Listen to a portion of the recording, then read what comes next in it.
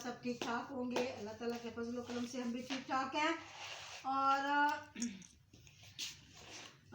देखिए आज थी शबरात, ठीक है। आज हमने बनाई है माशाल्लाह से, देखो हलवे की टिक्कियाँ बनाई हैं। ये भी तो इसको ना ये सही तरीके से जम तो गई है, ये काफ़ी जम गई ना, इसलिए टूट नहीं रही है। काफ़ी जम गई है ना इसे। ये देखें,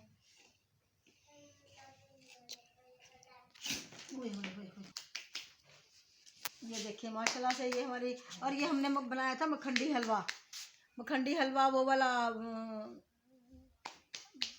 दूध वाला हलवा, मखंडी हलवा बनाया था।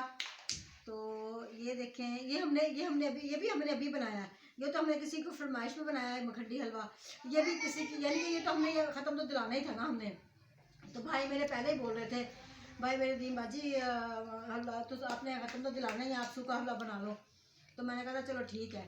तो ये देखिए माशाल्लाह से डेढ़ दफ़ा हो चुके।